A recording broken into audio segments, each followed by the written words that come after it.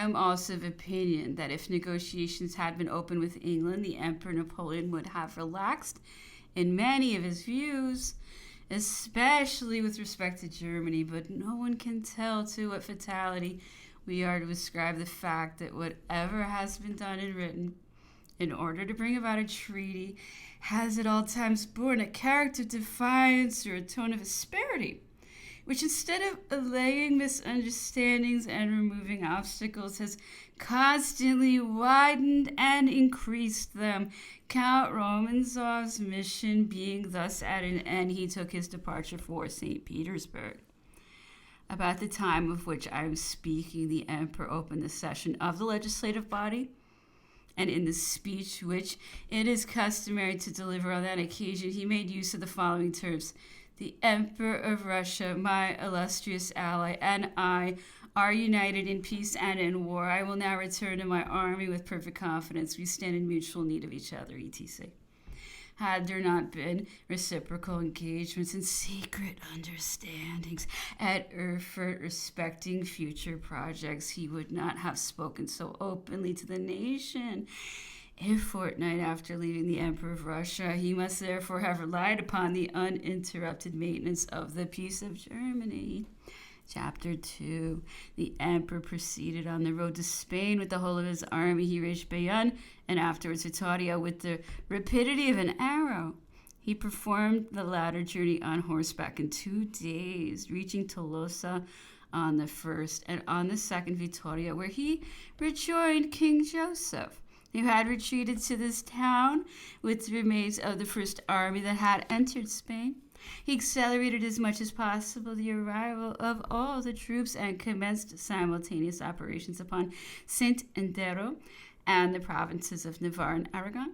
Such was our superiority of force that our expeditions were nothing more than marches, except beyond Burgos, where we encountered some resistance, and at Tudela in Navarre, where Marshal Lannes had to fight a battle. Every other occurrence is undeserving of notice.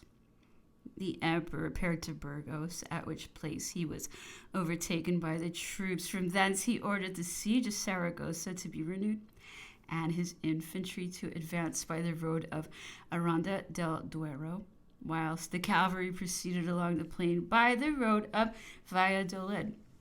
He followed with the whole of his guard the road taken by the infantry and performed the journey on horseback. On the very day of his departure from Burgos, he reached Aranda, and on the next arrived at the opening of the gorge of Somosierra, a place called Buceguias, where he pitched his tent in the midst of his troops.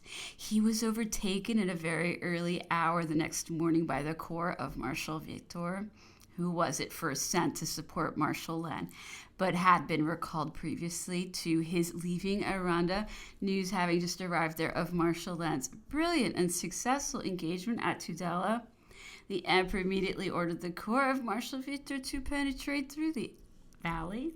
We were now at the close of November 1808, and as the valley is lined with very high mountains, the summits of which are lost in the clouds, the Spaniards stationed there only discovered us when we were already close upon them. Otherwise, they might have done us very serious injury. At the puerto of the Somosierra, they had a battery of 15 pieces of cannon, which, had they discovered our troops from a distance, would have made us pay dearly for the desperate manner in which we attacked and carried them. The emperor himself was on the spot. He formed the Polish lancers into a column on the high road and made them ascend in this order at a slow pace until the battery began to fire, when, starting off at full gallop, they carried it ere it could fire a second time upon them. This daring attack was directed by General Montbrun and exclusively effected by the Polish cavalry, which, after forcing their way, continued on a gallop until they reached Buitrago, where the emperor came to sleep that very night. He advanced the next morning at St. Augustine, the second stage from Madrid, upon that road, and waited there for the rest of the army, which had been unable to keep up with him, and for King Joseph, his brother, who joined him on the 1st of December. The emperor expected that, as he was so near Madrid, the governing junta of that city would send to make proposals to him. It had not, however, been taken into account that we were arriving as quick as the news of our approach, and that this junta could not be so soon informed of the unfortunate state of affairs. It knew nothing of the Battle of Tudela and was still under an impression that the emperor was yet at a great distance when, early in the morning of the 2nd December, he caused Madrid to be invested and had his tent pitched within reach of the guns planted upon its ramparts. The general in command of the first troop, which approached the city, summoned it, according to the usage of war, to open its gates. A parley took place on the left, whilst the quarter of the bodyguards and one of the gates to the right of the city were already being attacked. The emperor's march had been so rapid that he had not allowed time for flight to any one of the grandees of the Spanish court, who, after taking the oath of fidelity to King Joseph, had abandoned him and followed the party of the insurgents. The majority of those who had returned from Bayonne were still in Madrid. They began to feel alarmed as they could discover no means of resistance within the city, and considered themselves as lost unless they could succeed in disarming the vengeance of an exasperated conqueror. They endeavored, therefore, to use their influence for the purpose of prevailing upon the authorities to throw open to him the gates of a capital, which could never have been occupied without great effusion of blood and without burying a great part of it in ruins. They succeeded in infusing a general spirit of moderation in dispelling all thoughts of a resistance wholly unavailing to the country's interests, and in suggesting proposals more in unison with the general welfare, a course which was rendered necessary by the extreme urgency of the case. Notwithstanding these endeavors, no terms had yet been listened to, and as often as we approached the rampart or gate, we were received with a volley of musketry. The emperor determined to force an entrance on 3 or 4 points of the rampart, where it was at a sufficient distance from the first houses to admit of troops being drawn up in the intervening space. He selected, amongst other points, the interior side of the garden of the Retiro, the embattled brick wall of which was beaten down by cannon shot to an extent of about 20 toises. The troops immediately entered through the opening in the most regular order, and by this movement the gate of Alcala was cleared, and the troops could take up their station undisturbed as far as the borders of the public walk on the Prado. The 3 main streets which run from the city to this walk were protected by entrenchments with a strong parapet behind them.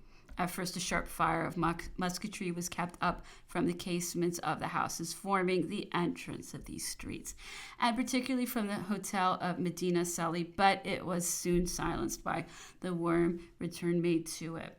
And as the gate had been very imprudently left open, our soldiers forced an entrance, killed everyone they found in arms, and so completely plundered the hotel that it afforded a lesson to others not to incur the same danger.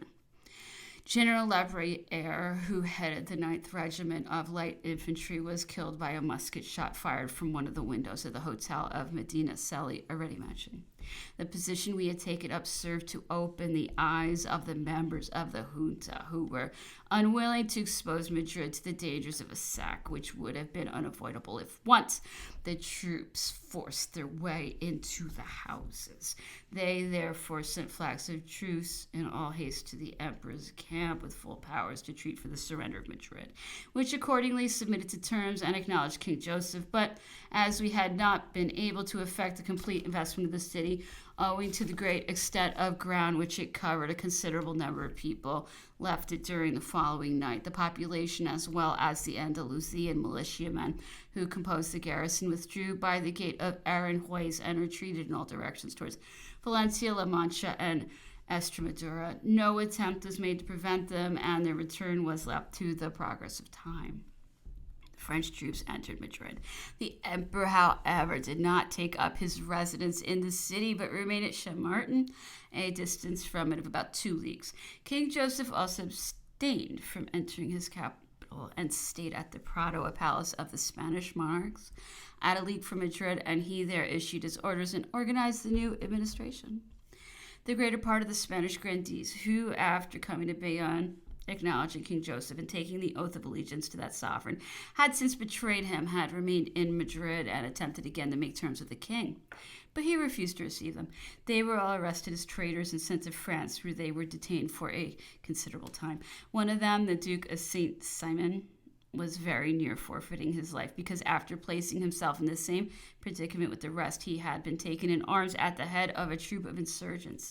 He would infallibly have fallen a victim to the severity of the military laws had not the emperor been moved to grant his pardon to the tears and entreaties of his family. The leaders of the Spanish insurrection were dealt with nearly in the same manner as they had acted towards General Dupont, whom they plundered after capitulation had been allowed to him. All their property was seized. They were treated as men whose word was not to be depended upon, and no consideration was shown to them. It is of importance to relate in this place that an inspection of the Duke del Infantado's closet brought to light the correspondence of the Queen and Prince Royal of Naples with the Prince of Asturias, who, it was well known, had married a daughter of the Queen of Naples. The greater part of those letters were written at a time when the French were taking possession of the Kingdom of Naples and after the opening of its port to the Russian and British troops in 1805.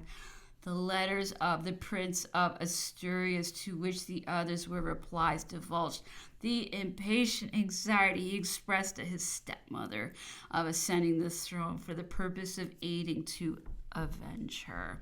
It is quite inconceivable that Monsieur del Infantado should not have taken more care to conceal letters of so much importance. They were found lying on a table in his closet, shut up in 2 old boxes, which had previously contained Havana cigars.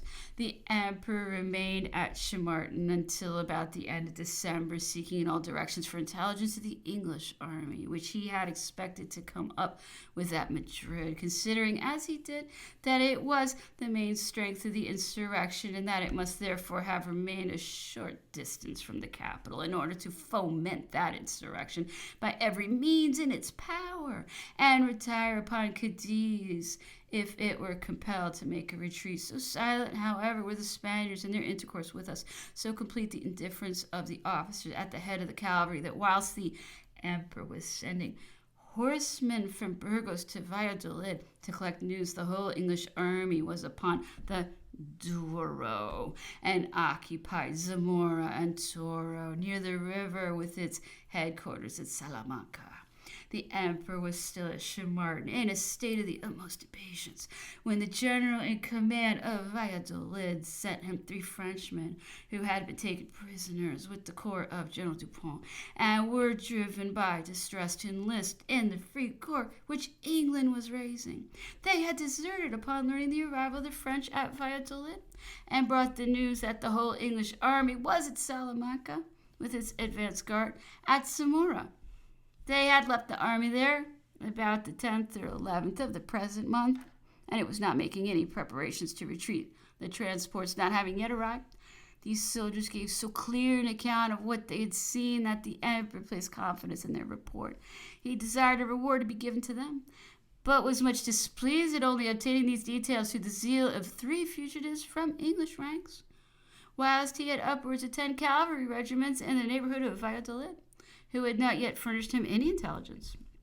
It is easy to imagine the extent of his disappointment at having come to Madrid, of which he could never have failed to obtain possession at a time when it was in his power to gain every possible advantage over the English army, whose presence constituted the whole strength of the Spanish insurrection.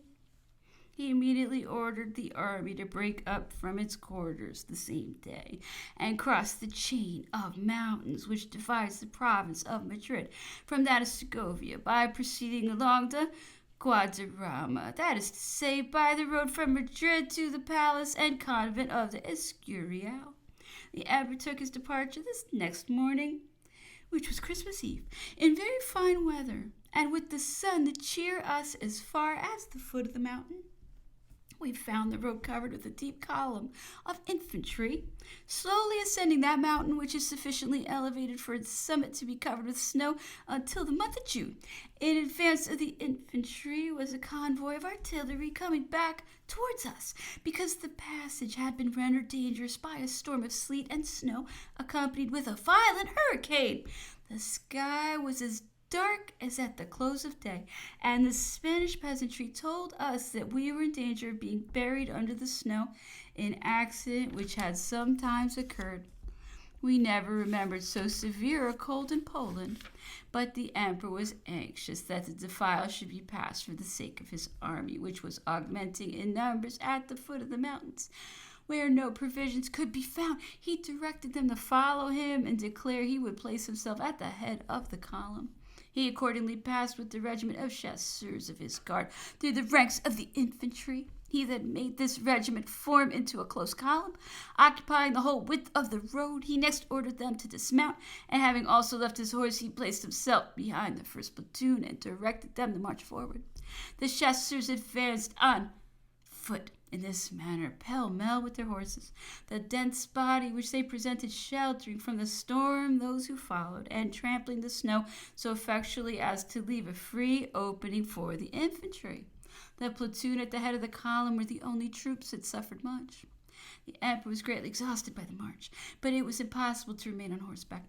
As I was walking close by him, he availed himself of the assistance of my arm, and kept it till we had reached the foot of the mountains on the other side of the Guadarrama.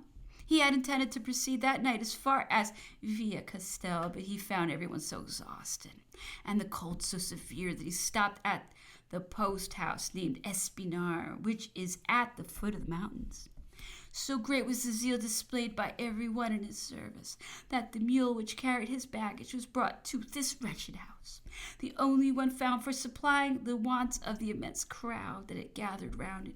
He was therefore provided with a good fire, a tolerable supper, and a bed.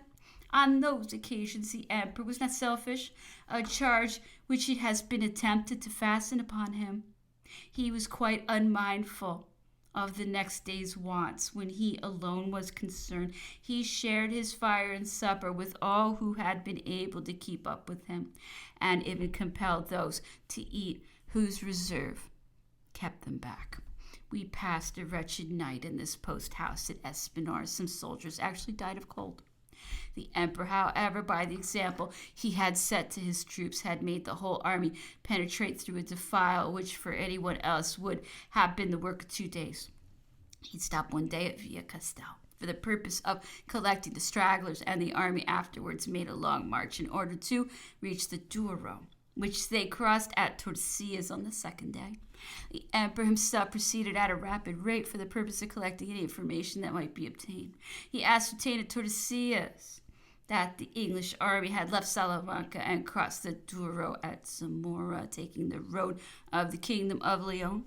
He was in the utmost impatience at the non-arrival of his infantry, and much displeased at not having been informed 8 days before of the English army being at Salamanca. Nevertheless, he still hoped to come up with its rear, or the stragglers. Marshal Ney's corps having been the first to arrive, he advanced in person at the head of it in most wretched weather, and penetrated over hedge and ditch as far as Valderas, where he learned the arrival at the town of Leon of a corps he had sent forward from Burgos.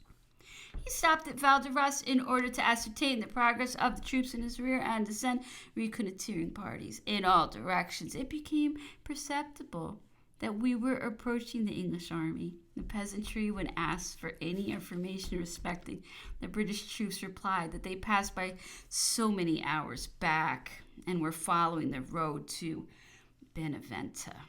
The emperor continued to hurry forward with the utmost speed, but the roads were almost impassable from the mud, and the artillery, being unable to follow the rest of the troops, were obliged to wait for its coming up. This was so much time gained by the retreating army. The emperor's impatience, however, was such that he sent forward the regiment of horse chasseurs of his guard in hopes of their coming up with the enemy. General Lefebvre de Nouet, who commanded it, being over eager to commence the engagement, imprudently hurried forward, reached the borders of the Exla at the moment when the enemy had completed the destruction of the bridge by means of which the river is crossed on the road to Benevent. He saw the enemy's cavalry on the other bank and immediately formed the daring project of driving it back. He tried for a long time to discover a ford in the river, which had been greatly swollen by the late heavy rains. He found one at last, crossed the river with 4 squadrons of chasseurs of the guard, and proceeded at their head to attack the English cavalry on the other side. But he was soon overpowered by the numbers of the enemy, who drove him back, fighting his way to the ford, where our troops must have been all taken prisoners had it not been for the activity of the chasseurs, who quickly recrossed it. But General Lefebvre, determined, like a gallant fellow, to be the last to cross over, and he was taken prisoner together with 60 chasseurs of his regiment. This news was brought to the Emperor at Val d'Arras and gave him great pain, owing to the particular value he set upon the chasseurs of the guard. He did not, however, condemn the courageous determination of their colonel, though he regretted that he had not shown more self-command. He left Val d'Arras as soon as the cavalry arrived and proceeded with it towards Benevent, ordering the cavalry to follow. The river Exla had been so much increased by the rains that it was no longer possible to pass the ford at which the chasseurs had been able to cross. It became necessary to look out for another, which was only found at a late hour below the bridge. The whole of the cavalry passed over. The emperor followed, and we immediately marched to Benevent, which we left considerably behind us in the night, taking the road to Astorga. We found in the town of Benevent the requisite materials for repairing the bridge on the Exla, by means of which the infantry crossed it during the night.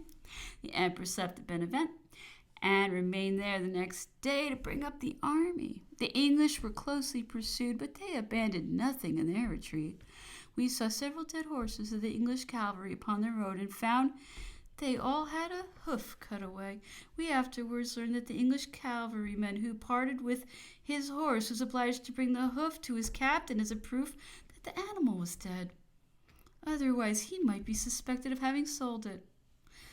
We continued in close pursuit of the English. Our advance guard bivouacked every night in sight of their rear guard, but our column was extremely extended and had a difficulty in assuming a more compact form. This processional form of march we had of late adopted was owing to the storm we had encountered in crossing the Guadarrama and to the mud and rains of Val d'Arras. The emperor's impatience was so great that he at last quitted Benevento to follow the army which was on the road to Corunna. I accompanied him, and we were riding at full gallop, when an officer coming from Benevent, which he had left a few moments after us, stated that he had just seen a courier from Paris, who was coming in all haste to overtake the emperor. On learning this information, the emperor stopped his horse, dismounted, ordered a fire of bivouac to be lighted on the road, and remained there until the courier's arrival, notwithstanding a severe fall of snow. The Prince of Neuchâtel was with him. He opened the courier's valise and handed to the emperor the letters which were addressed to him, although his countenance seldom altered. I fancied that he assumed a thoughtful air on reading the dispatches, and I was confirmed in this opinion by our remounting our horses and proceeding to Astorga at a moderate pace, without his uttering a single word. When arrived at Astorga, he no longer spoke of going on to Corunna, but waited for the whole army and reviewed the different corps in the order of their joining him. The English army had at last come to a determination. It was in full retreat and could not well stop at any other place in Corunna. The question was whether its transports would be found there in readiness to receive it, in which case there would be no possibility of obstructing the embarkation, or whether it would have to wait for the ships, a delay which our army might have turned to great advantage. The emperor gave the command of the army to Marshal Soult and urged him to proceed by forced marches so as not to allow the English army any breathing time.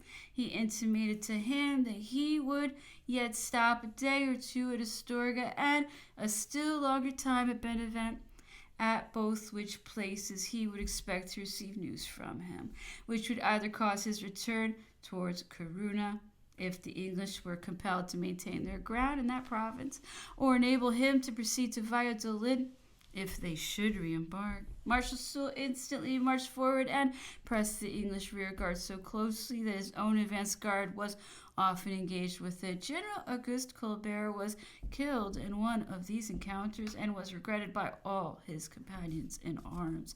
Intelligence was daily sent from the army to the emperor, which enabled him to ascertain their progress and the position of the English.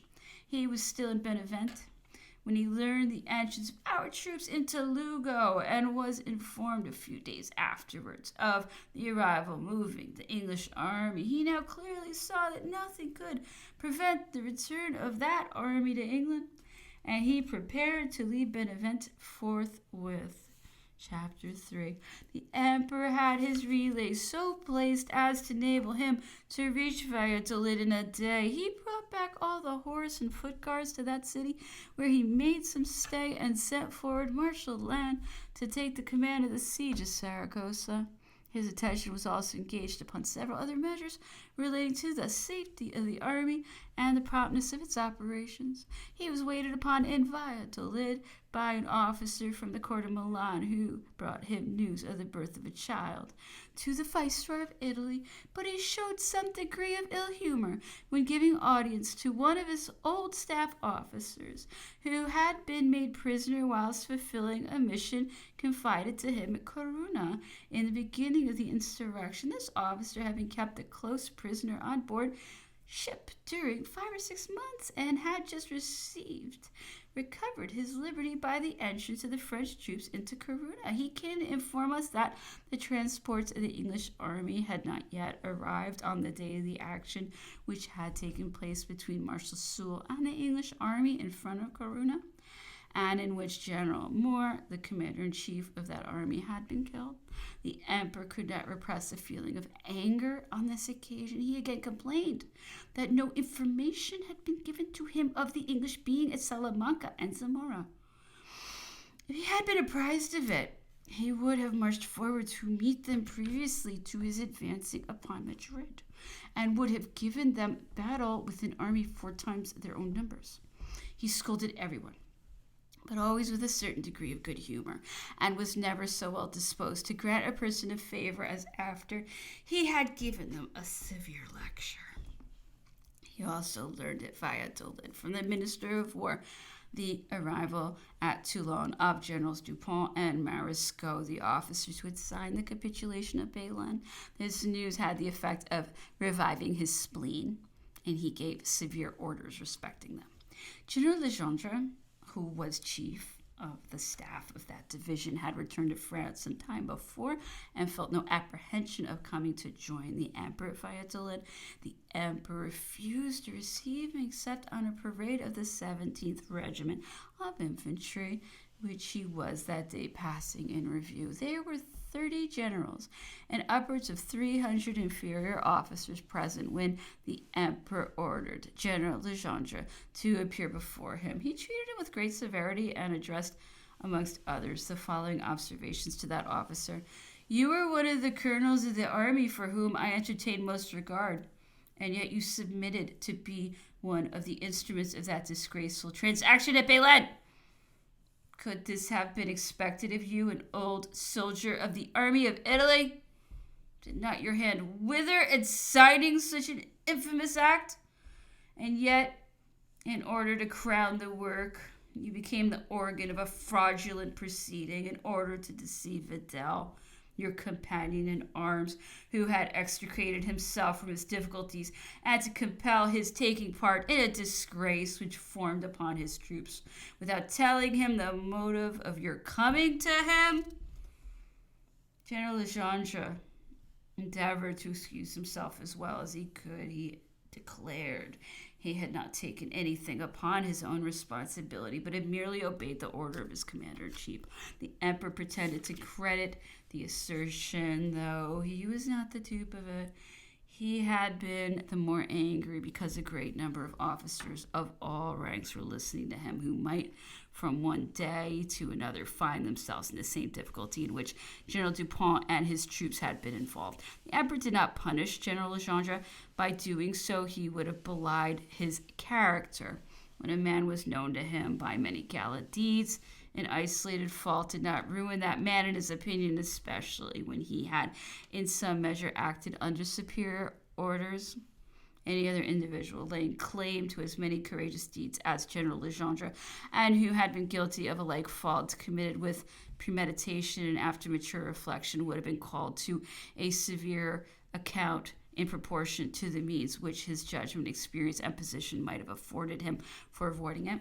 So that under similar circumstances common to both individuals, the one would have been treated with indulgence and the other forever lost in his opinion, or, in other words, could never have expected any favor from him, though such officer would not have been deprived of the benefit of his previous services.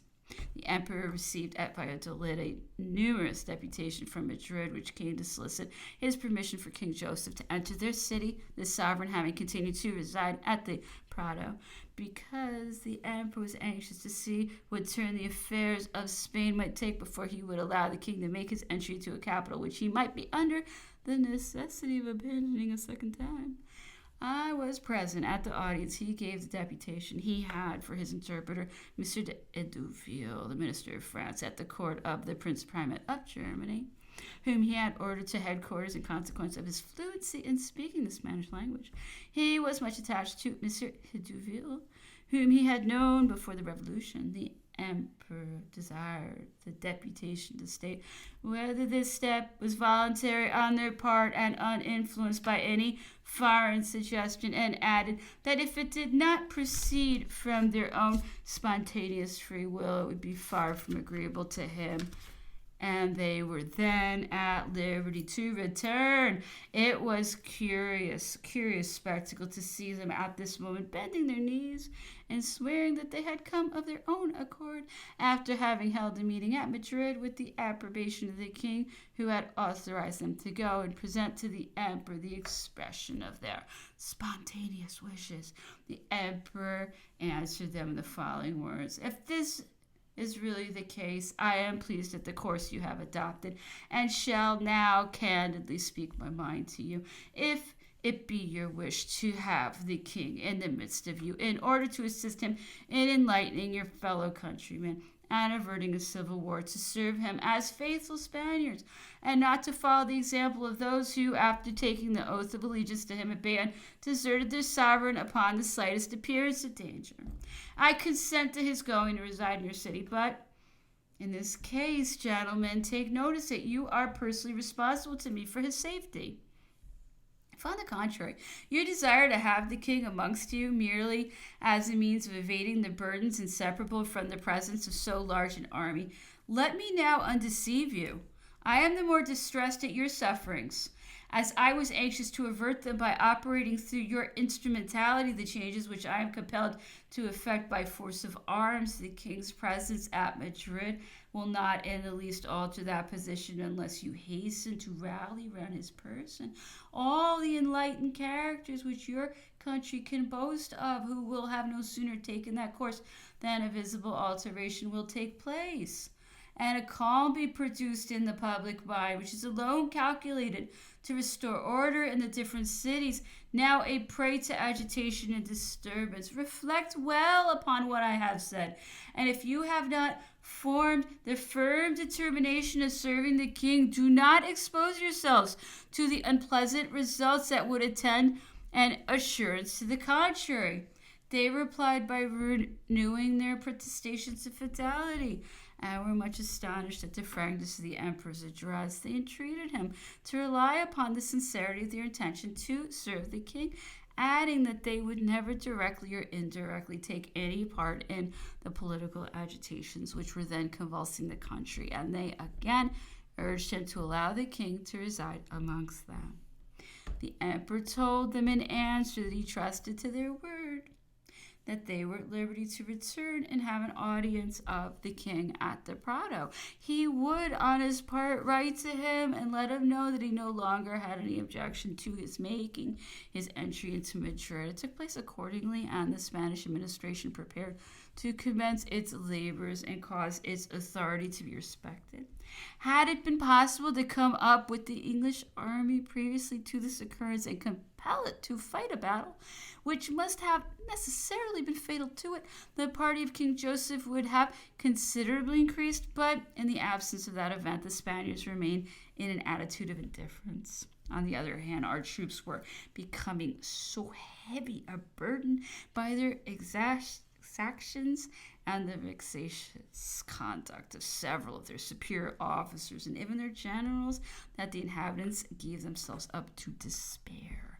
They at first exhibited the utmost sluggishness in complying with the requisitions made upon them. The difficulties of subsisting and of keeping up the communications instead of being removed were becoming greater every day. The stronger party enforced obedience in the tone of conquerors, and the Spaniards, whom it had been found impossible to persuade, would not submit to be enslaved. The excitement gradually grew worse, and both parties soon flew to arms. It is an undeniable fact that the misconduct of a great number of the officers who have held separate commands in Spain has contributed more to the general rising throughout the country than the want of success which attended some of our operations. The emperor waited at Valladolid for intelligence of the king's entry into Madrid. The information brought to him by several couriers from Paris created some bursts of ill humor. He one day sent for me to ask questions respecting matters with which he supposed that I was previously acquainted. It is proper to mention in this place that before quitting Paris, many motives arose for his urging the departure of the Grand Duke of Berg.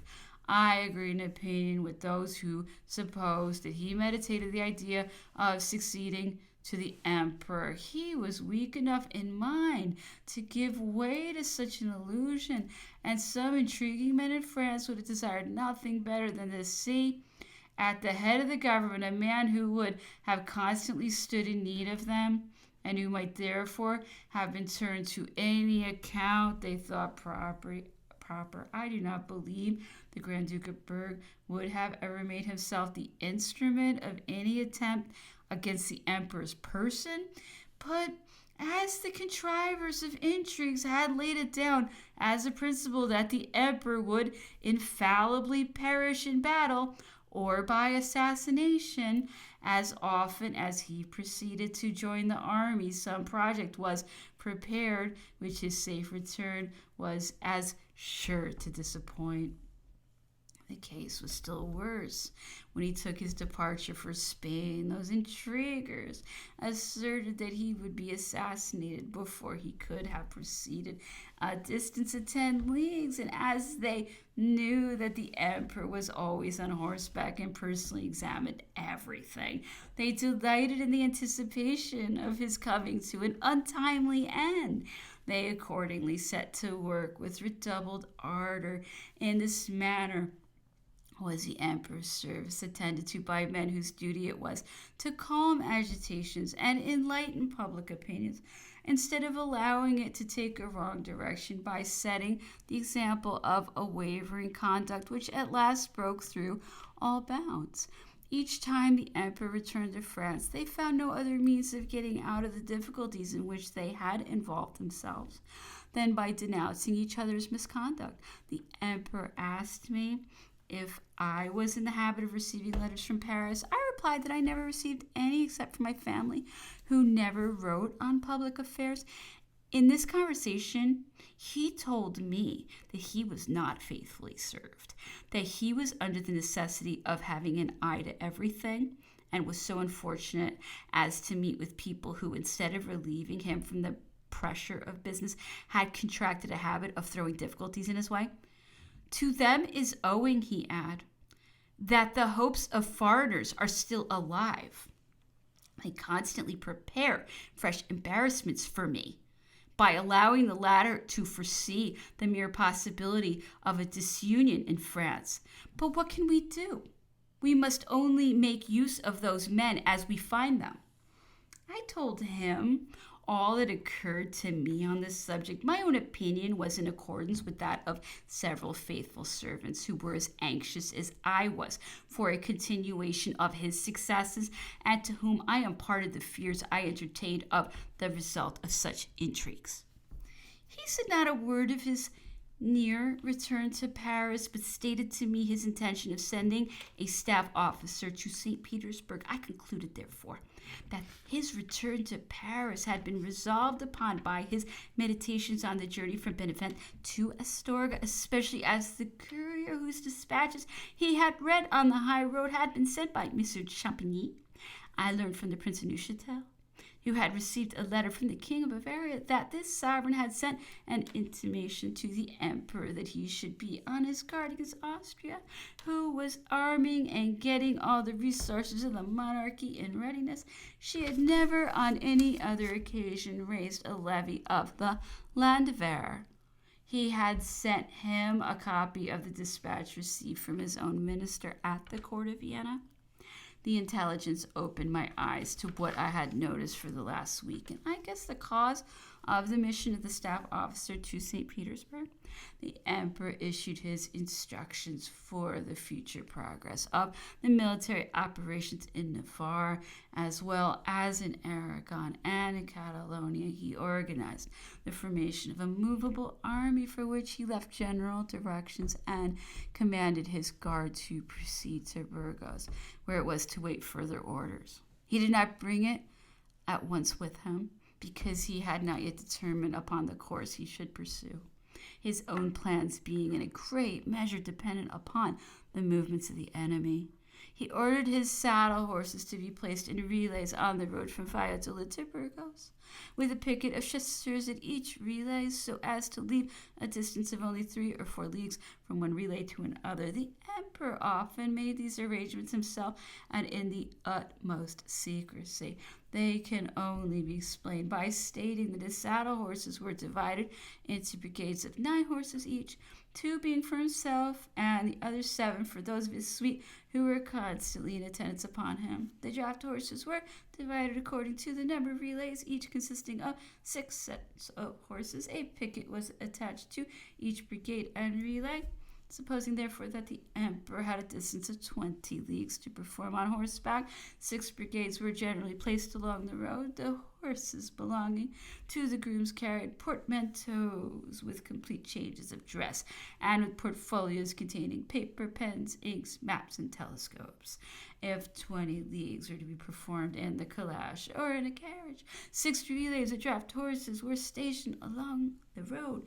Instead of 6 brigades of saddle horses, both brigades were numbered, as well as the escorting pickets, and could be assembled in the night time without the smallest noise or confusion. The emperor's aides de camp were required in such cases to provide a horse for each brigade, but when the journey was performed in a carriage, they were allowed a seat in it.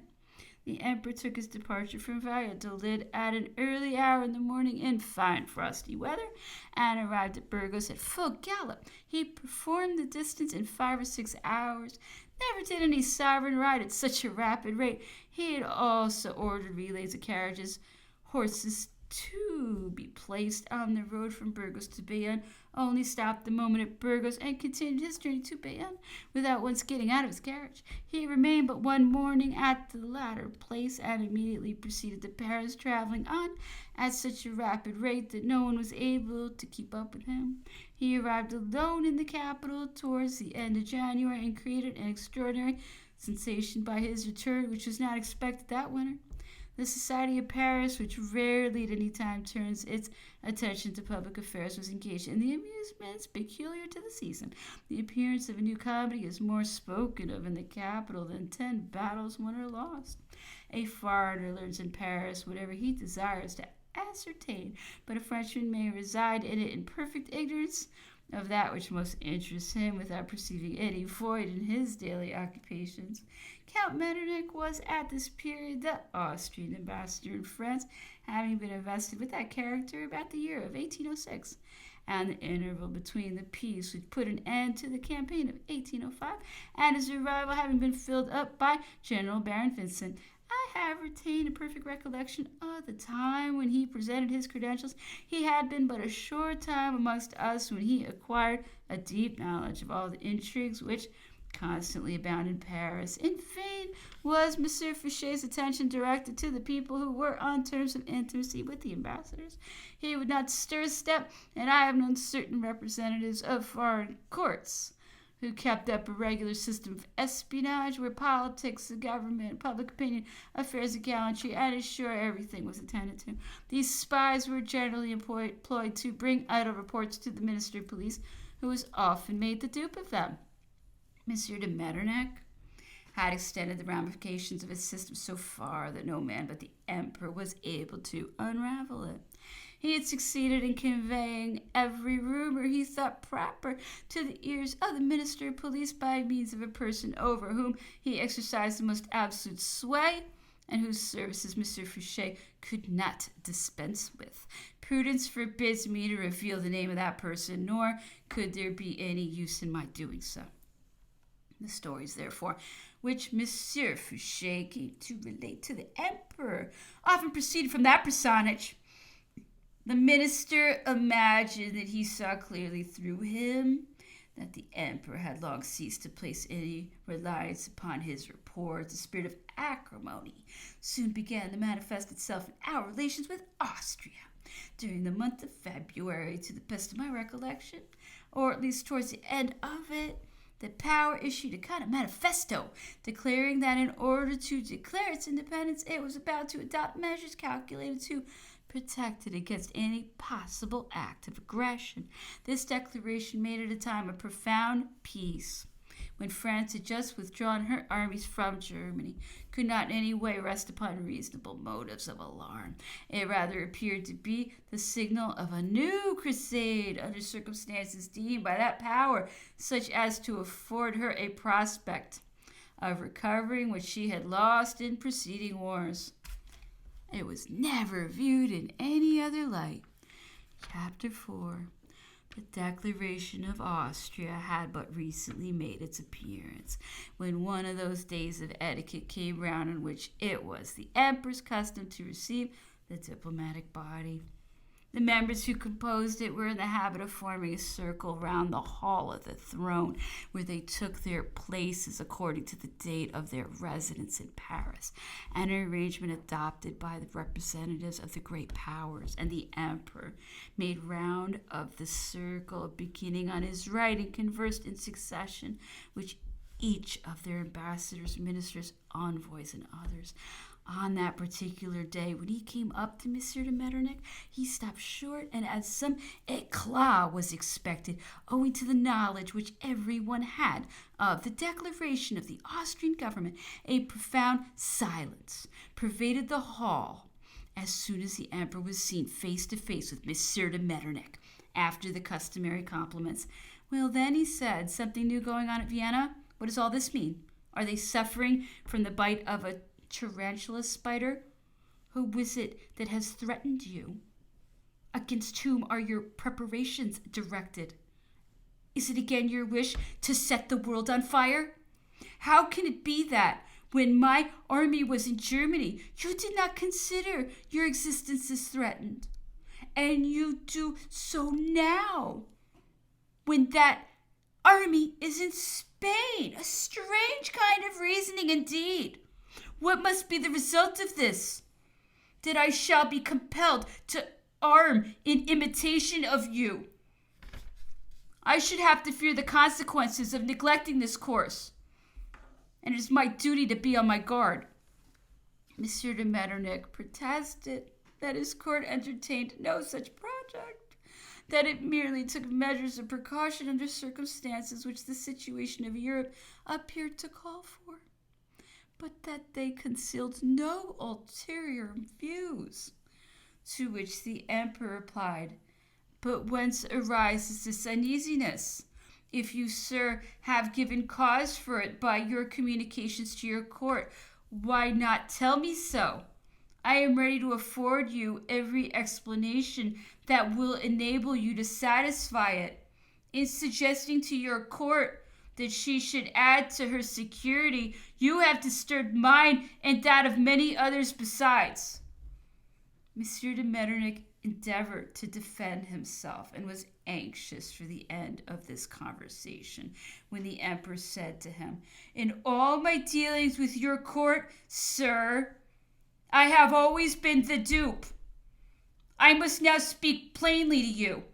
There is too much noise for the continuation of peace, and too little for the breaking out of a war." He then passed on to another ambassador, and so concluded his audience, after which more than one courier was assuredly dispatched to foreign courts.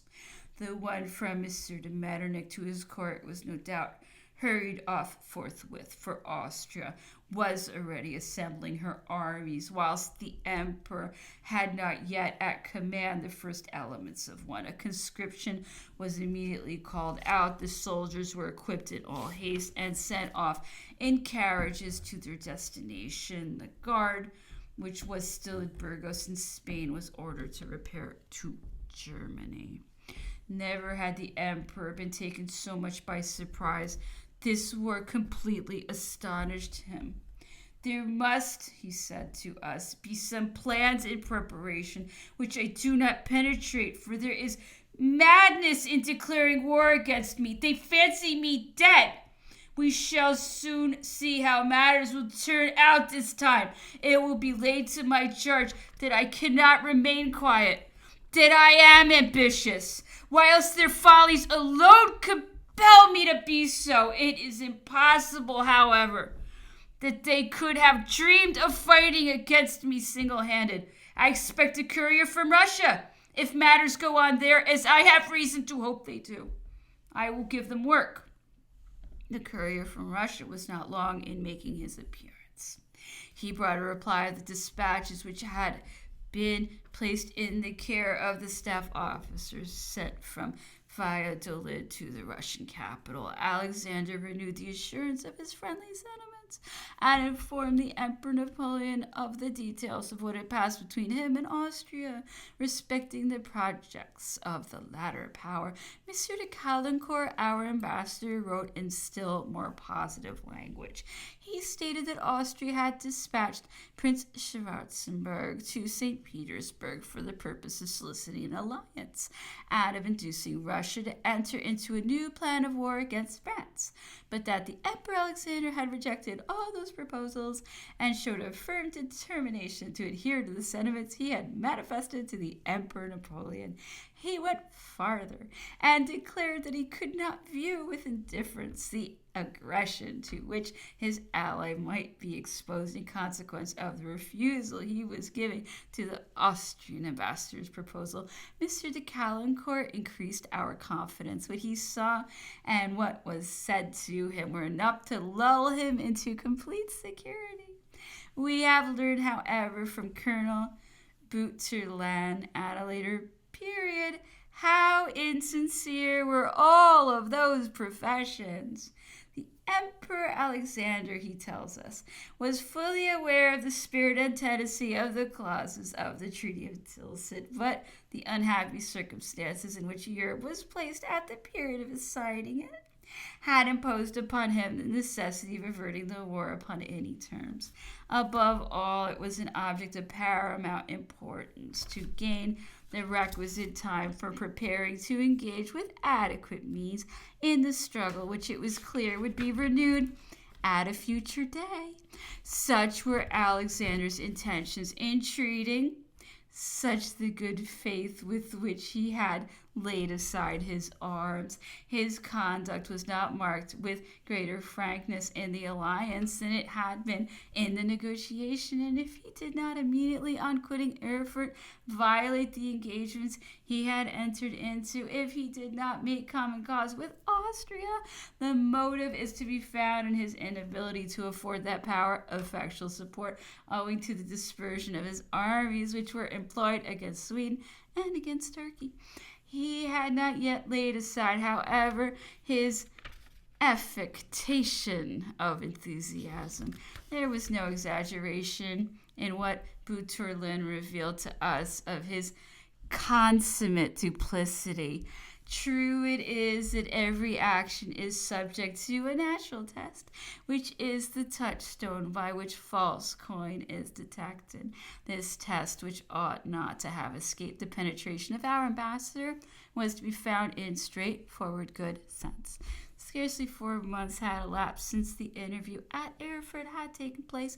The conferences were too fresh in the recollection of everyone to be so soon forgotten. What did we want for putting an end to our existing difficulties but the maintenance of peace in Germany? Who could effect this object? Was it the sovereign who had just removed his army from that country, or the one who possessed in it all the weight of his physical and moral power? Especially when that power had been found sufficient in 1805 to determine Austria to wage war, which she afterwards declared had unexpectedly come upon her. Was it unreasonable to suppose that that power, Russia, being united in intentions and in efforts with France, would prevent Austria from entering singly into the field when Austria herself had stood in need of being stimulated by Russia 4 years before, ere she would enter into the coalition against France? It would be an insult to common sense to attempt to persuade that Austria would have ventured to commence the war had the Russians positively declared to her that they would take the field with us, or had they even made a semblance of doing so.